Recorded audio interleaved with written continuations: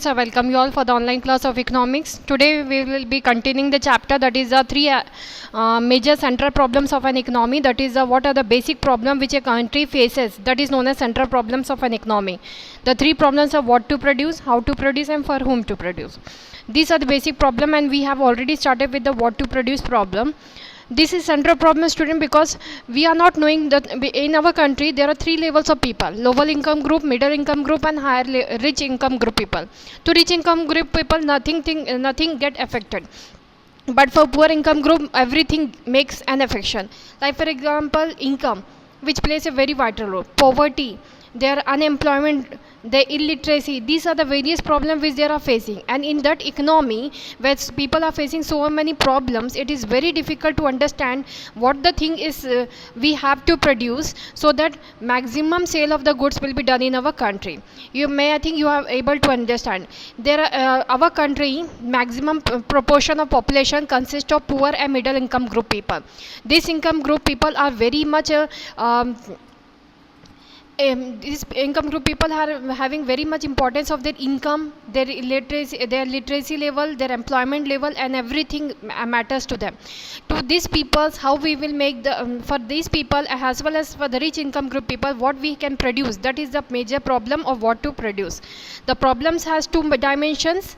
Let us see what goods and services are to be produced. Now, I think it is clear to you people why we are questioning what we have to produce, because we have to select such type of goods and we have to make in such a quantity as well as in such a production rate that it will be good for sale.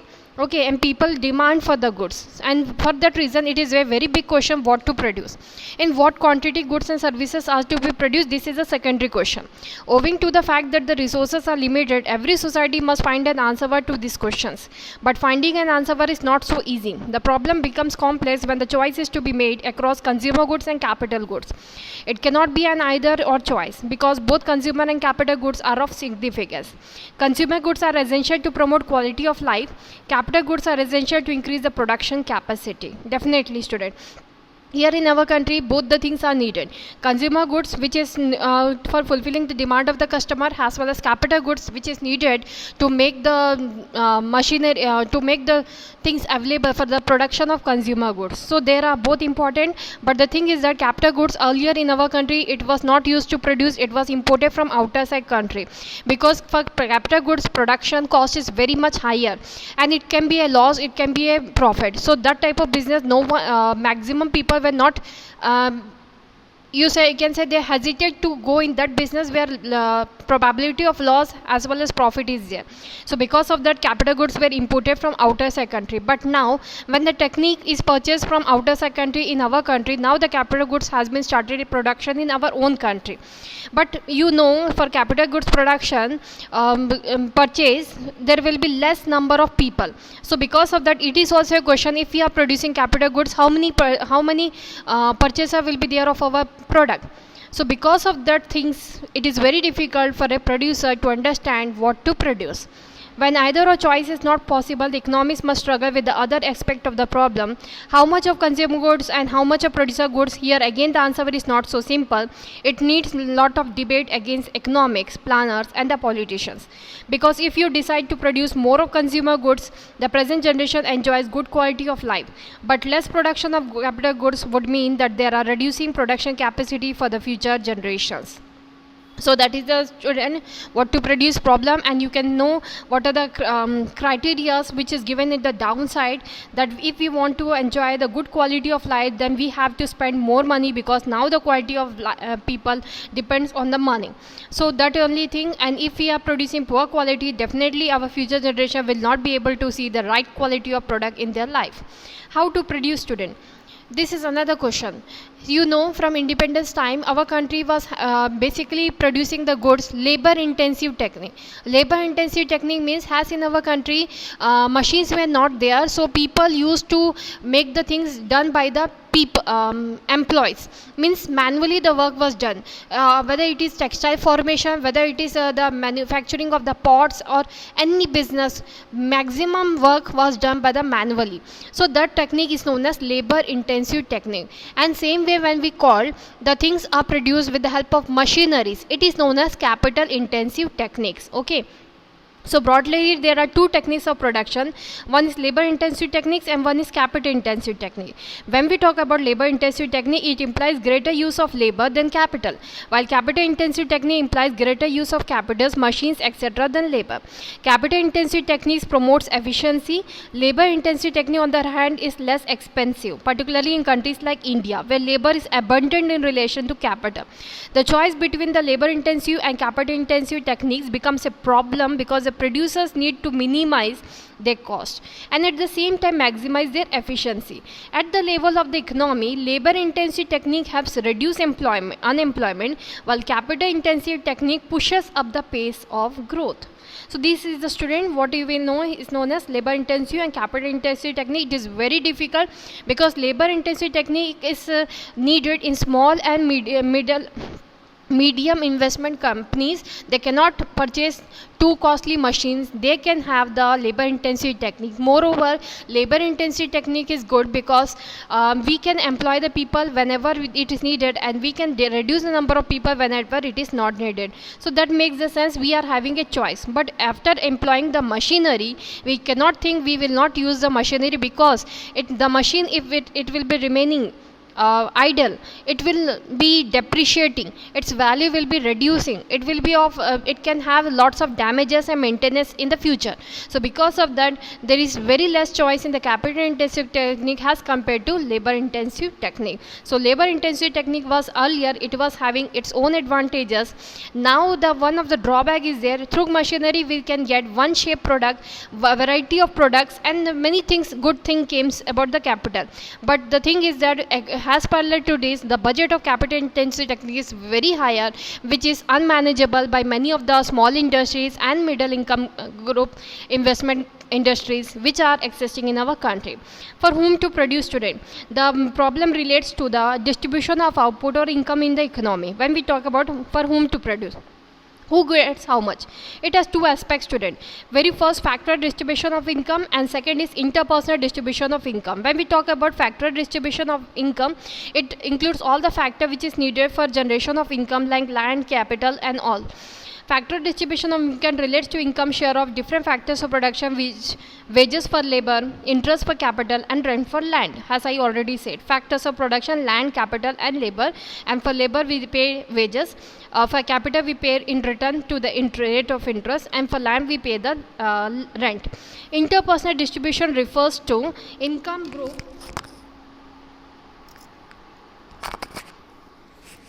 income share of individuals and households in the society. Whether it is factor distribution or interpersonal distribution, the basic question revolves around equality or inequality in the society. The problem is whether allocation of resources is promoting equality or inequality. Equality is a social virtue, of course, but inequality may induce higher saving, higher investment and therefore higher rate of growth. What these two lines state, student? See here, has those who are having maximum investment capacity, they can invest in these resources, they can purchase more resources and can produce more goods. But those industry which are struggling for capital formation, and hence it is not easy for them to take the raw materials from the market, for them it is unequal distribution. But one of the sense says that equal is a social virtue, means it is a social justice for all the businessmen. But when we say unequal justice, it is also one of the profit, because here in the sense of resources, if the resources are not needed, then it can be saved for the future use. Why to utilize, why to waste the resources unnecessary in the production of that number of goods which is not needed in the market? So that sense says that inequality in this particular point of resources allocation, it is good, because if we are not distributing the goods equally to all wherever it is not needed, like for example higher income group investment companies, there the resources will be more needed because they can produce more goods and can fulfill more demand of the market.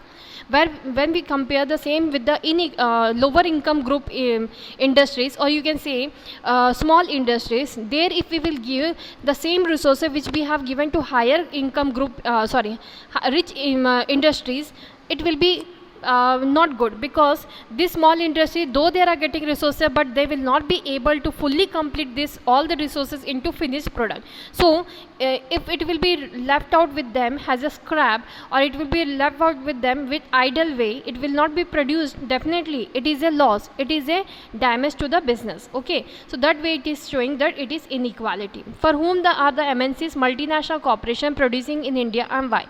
Production by MNC, multinational companies in India, is driven by the profit motive. Definitely, the multinational company, the main objective is to make profit. Accordingly, these corporations are producing goods for the relatively richer section of the society. As a result, the gulf between the quality of life of rich and the poor, briefly called economic divide, is widening. So this is about the multinational company, student. Wherever the multinational company is existing, multinational company means the company who is running their business across the nation. Beside their home country, they are running their companies in other parts of the country also. It is known as multinational company. Okay, so there's mainly multinational companies incorporated in other parts of the country so that they can make profit. So there is a gulf between the quality of rich life of rich and the poor, that we know. There is a big gap between the rich and the poor, where the rich can fulfill all the luxurious things, even the desire of their life. The poor are not able even to make the daily needs, or the need or want also they cannot fulfill. So for them, multinational company is a opportunity, because multinational company when they come, they give big opportunity to of getting a job. So that way it is good. Solutions of central problems in different economies, if we will be going to learn that different economies solve the central problems differently, has under very first market economy. When we talk about market economy, student, it is a free economy, means it is having autonomy in the market. They can make their own pricing in the market. When this market economy started, students, when this market economy started in one of our country, it was started in the year when we got independence, and moreover before the independence, when very few number of industries were there, people demand whatever was there, this was fulfilled by these industries. But what was that, because the number of industry was limited, whatever they were producing, people have to purchase. They were not having choice as we are having choice now, because one and two industry were there of the product. So whatever they were producing, we have to purchase, and whatever they were pricing, we have to purchase at the same rate. They were not reducing the price, because they were only the few industry existing in the market, and people demands were more. So that situation prevails higher prices. That economy, the people producer were the kingpin of the market. What they will produce, people have to purchase. They cannot show their choice, and they were free for putting the pricing. And because they were free for putting pricing, they were doing malpractices of pricing with the economy, means ill trade they were started. They started too much higher prices what the people cannot pay, and they were making the people to take on credit. So this was a thing prevailed in the market economy. You can say producer were the kingpin of the market economy. What they were producing, that was the demand of the market, and it exists before the independence time. So let us see more about market economy. What to produce? The producer will produce those goods which are more in demand and less in supply. Is it clear? Such goods offer high price and high profit to the producer itself, no benefits to the customer. How to produce? The producer will use those inputs which keep their cost of production as low as possible. You can think, to make the cost as low as possible of production, they were not even using the quality product, so that their profits are maximized, but they will be selling that type of goods which will be cost less to them. For whom to produce? In a free economy, the producer will produce goods for those people who can afford to pay higher prices. Poorer sections of the society are often ignored. It causes the problem of economic divide, as noted above. So for whom to produce, student, it also get failed in the producer economy, because in this free economy, the producer will produce those goods which they can afford, not according to the customer what they demand. So poor section of the society was totally ignored in this market. No importance was given to them, no preference was given to this particular people. Now comes the centrally planned economy. When we talk about in centrally planned economy, decision related to what, how and for whom is taken by the government. Why government came? When the market economy producer become free to decide. They started their own dictatorship in the market. They started dominating the peoples. That time government understand that we have to make the control of these producers, so they came in the market and now they decided what, how and for whom to produce. All decisions are taken with a view to maximizing social welfare. Unlike the market economy, profit maximization is not the centralization. Those goods and services will be produced which the central authority or the government finds as most useful for the society. This way government has given the importance to the unimportant people, that ignored people, that time who was that ignored people, that was the poor section. The technique of production will be adapted which is socially most useful in a situation of mass unemployment. Means a very big unemployment was existing in our country that time. For example, for that situation they will use labor intensive technology be prepared rather than capital. It was totally declared that people have to use which technique, labor intensive, because labor intensive technique will not only reduce the cost of production of the producer, but also they will be helping them to create more jobs for the people. So that way many problems of the economy can be solved. So that was a student capital intensive technology. Enough goods will be produced for poorer section the society even when the production of such good does not yield profit. Mixed economy, the last part, that is that economy student where it came of the mixture of capital intensive central economy as well as of the centrally planned economy as well as of the producers economy. That economy, market economy you can say. So there comes a mixture of both, that is mixed market economy plus centrally planned economy. Why? Because if the government economy will flow, means the capital planned economy, what will happen? If we will think only about the society welfare, for that money is needed. If your government is not thinking about profit, then how could they earn so much money that they can make the welfare of the people, because welfare of the people also needs money.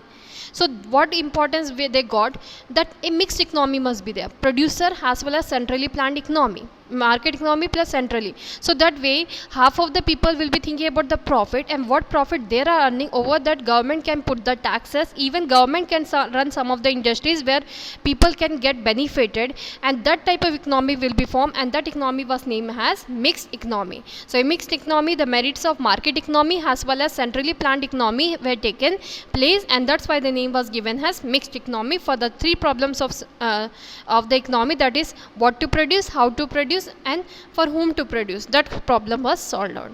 This much for today's class. Thank you for today's class. Have a nice day.